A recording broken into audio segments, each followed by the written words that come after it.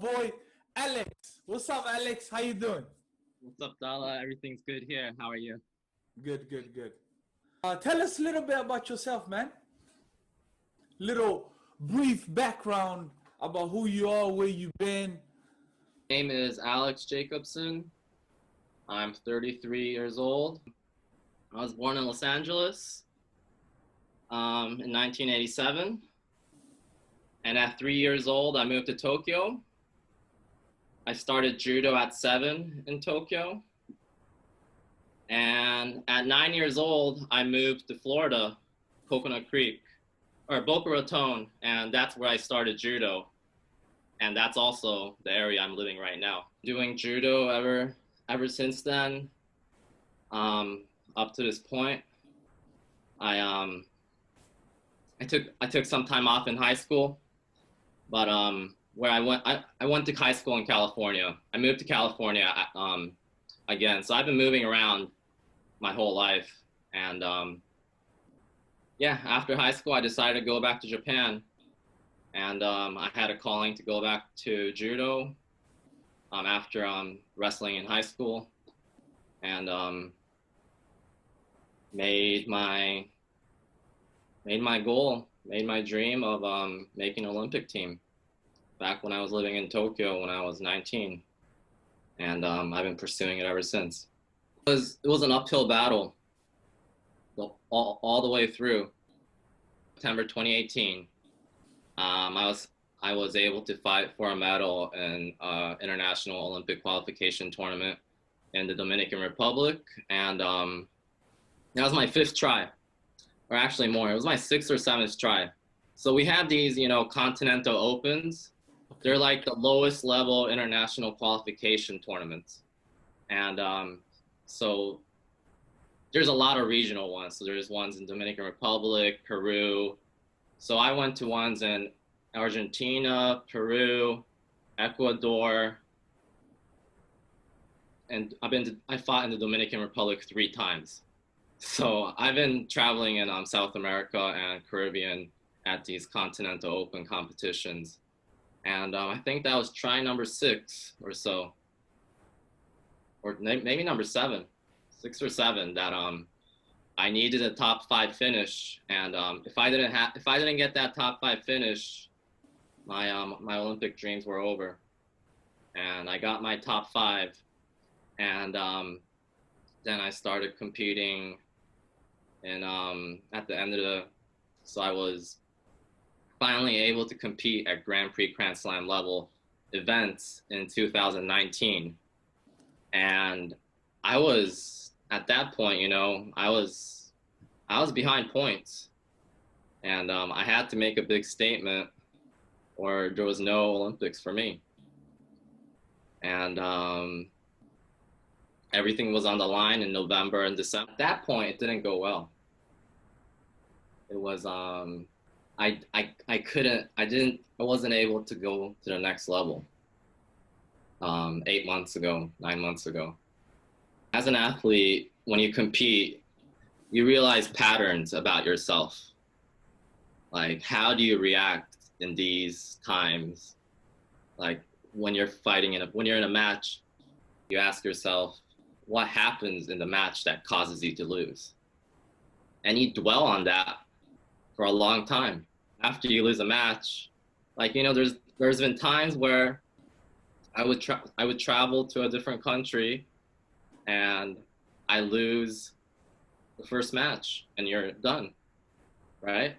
So you have your whole life to dwell upon your loss, which is not a healthy thing. Right. But at the same time, you learn your lesson. Before your fight and during your fight, you said you had a block. What was that block all about? Yeah, there were just some issues in my childhood that I had to deal with and face and confront, and that set me free. Saying it's okay, it's like, right, it's finished now. Like, accept the past.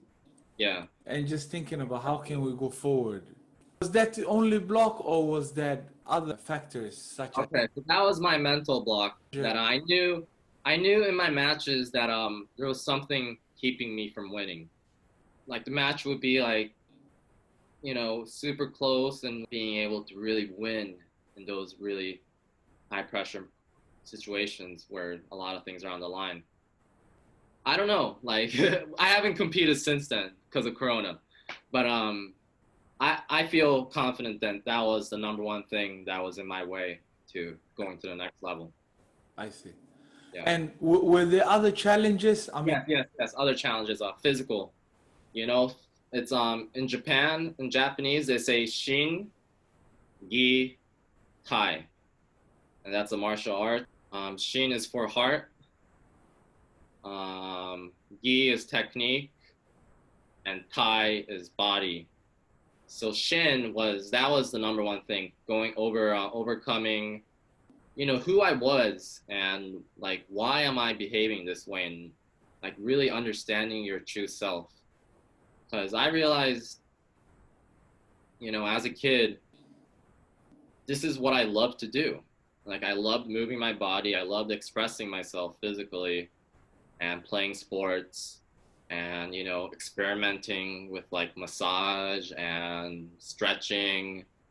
And then like I started doing yoga when I met you in college. That was coming to terms with who I was, really allowed my heart to be what it needed to be. And gi is technique, and that was something I overcame this quarantine too. I would just turn on music and just shadow judo every day. Just do technique, left, right, eight different directions, and you need to get those reps in 10,000 reps, because when you're tired in those high pressure situations, you're gonna be doing what you're practicing 10,000 times. right. And I realized that when I was competing, like my mind wasn't right, then my technique wasn't right. So then I would go for an attack, then I would get countered and lose.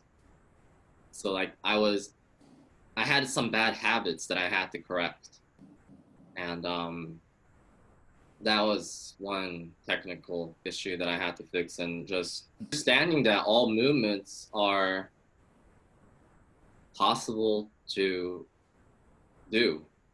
Like it's after you practice judo for 20 years or so, you start to understand that like all throws are, there's only like three or four different types of movements.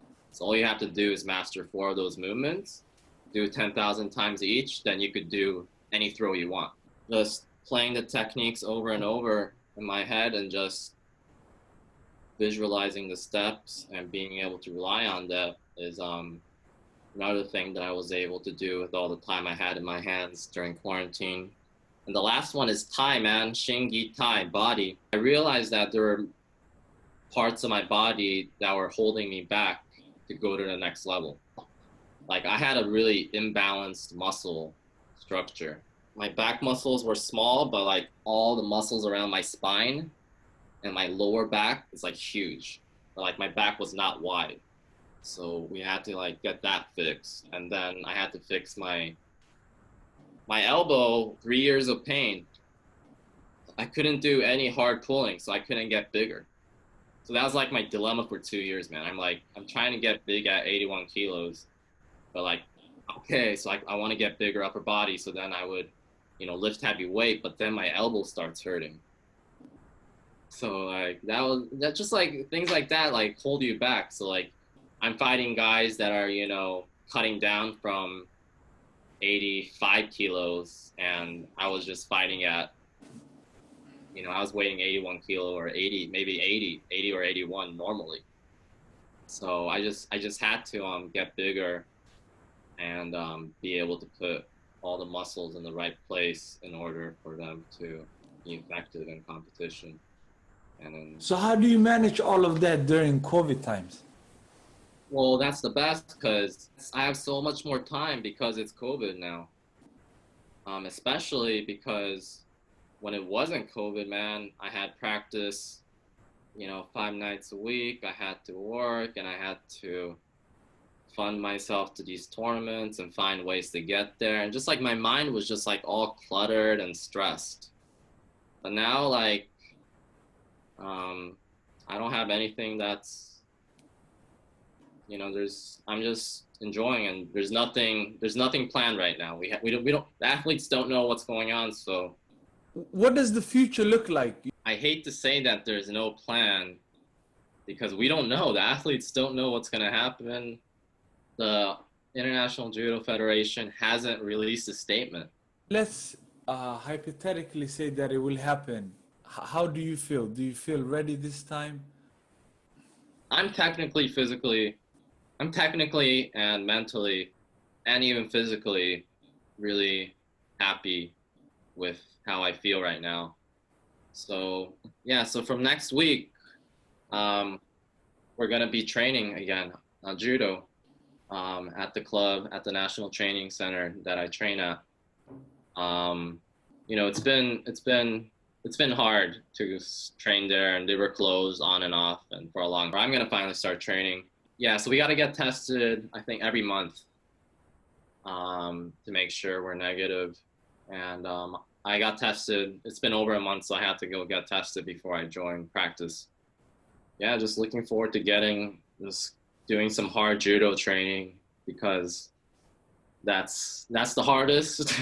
That's the hardest part of training. It's the hard judo in the hot dojo, just going balls out. I haven't been doing much of that, you know, but I'm still happy with the progress I made in quarantine, and it's just gonna it's gonna take some time to get into that fighting shape again for judo, because I just haven't been doing judo. But yeah, just take it one step at a time. There's no tournament scheduled now, so there was supposed to be one in Dominican Republic September 4th, but it's been postponed. Another tournament in Croatia was postponed too on October. So as of right now, there's no competition. What I'm hoping for is Tokyo will have its act together and put on the Tokyo Grand Slam in the first weekend of December. So I feel like that's a competition that Japan needs to have because of the Olympics coming, and just for them to say that we're ready and let's hold this competition, and we'll see what happens. Well, that would be awesome, man. See Yeah. Tokyo throwing it down.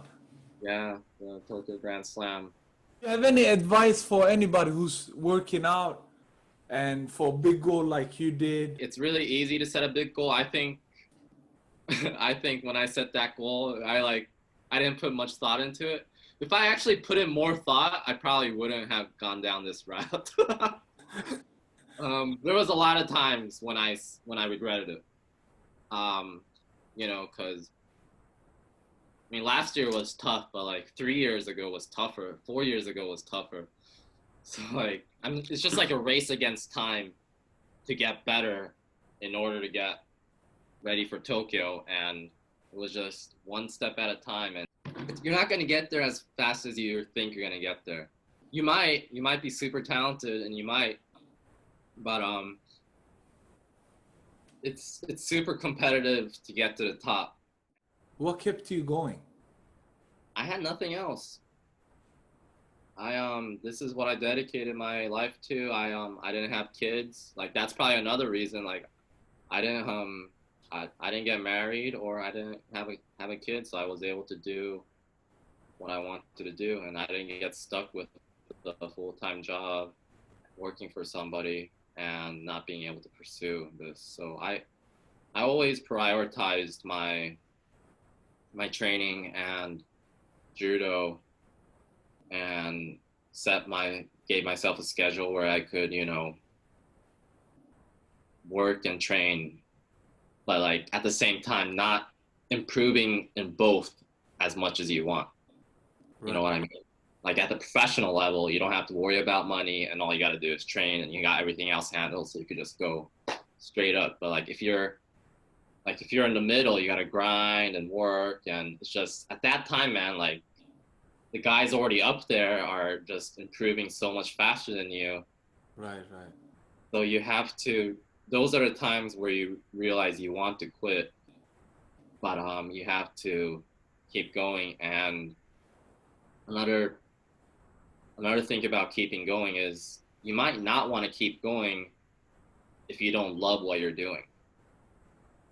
Like, is this really your passion? Is this really what you want to do? Like, if it's not, then find that and go after that. That's what separates the winners from the losers, or anybody who gives up. It's, did you actually do it because you really love it? And I think that's what makes you going. Exactly. That's exactly what, like, Whatever it is. even though, like, you know, I would lose at these tournaments and, you know, feel bad about myself, I would still that night, like, watch my match and, like, just review everything. And, like, it's like you didn't want to do it, but you did because you just wanted to learn, even though you felt like shit.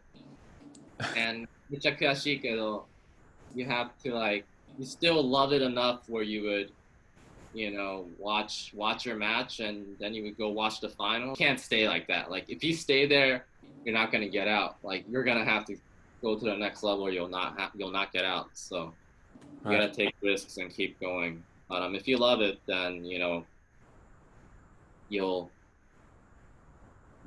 reach something. Because what I realized was I was reaching, my standards were so high of going for the Olympics, and I sacrificed everything else in my life to get there.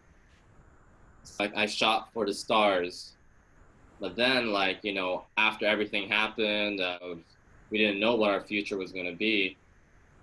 You were still, like, product of your physical mind, body, and spirit and technique that you were able to create because you pursued judo and you didn't give up. And you realize that that could take you anywhere you want to. Like, it doesn't have, like, something related for sure. Like, you could go down many different avenues, but just being able to not give up and keep going after your passion, just expressing yourself, you know, because that's what it is. It's all about self-expression, how you want to express yourself. Right.